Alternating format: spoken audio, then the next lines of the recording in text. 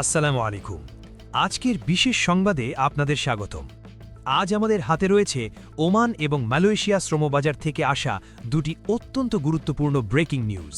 ওমানের ভিসা নীতিতে যুগান্তকারী পরিবর্তন। শুরুতেই থাকছে ওমান প্রবাসীদের জন্য দারুণ এক সুখবর।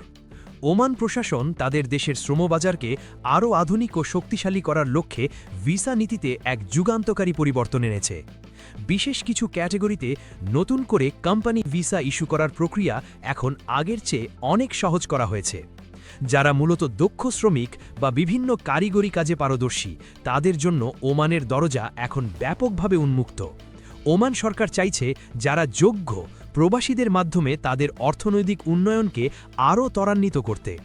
অর্থাৎ যারা নতুন করে ওমানে পাড়ি জমানোর কথা ভাবছেন এবং নিজেদের দক্ষতাকে কাজে লাগাতে চান, তাদের জন্য বর্তমান সময়টি অত্যন্ত ইতিবাচক এবং এটি একটি সুবর্ণ সুযোগ। মালয়েশিয়া কলিং ভিসা সরাসরি নিয়োগের সুখবর। ওমানের খবরের পর এবার নজর রাখব মালয়েশিয়া কলিং ভিসার সর্বশেষ আপডেটে।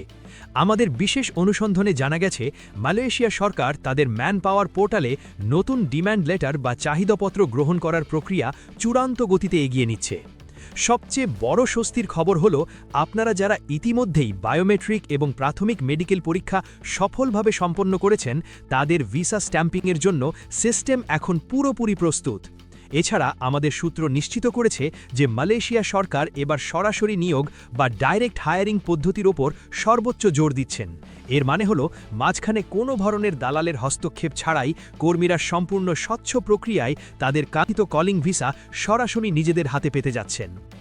ওমান এবং মালয়েশিয়ার এই যুগান্তকারী পরিবর্তনগুলো প্রবাসী ভাইদের জন্য বিশাল এক সম্ভাবনা তৈরি করেছে। প্রবাস জীবনের এমন সব গুরুত্বপূর্ণ এবং সঠিক তথ্য সবার আগে পেতে আমাদের সাথেই থাকুন। ধন্যবাদ।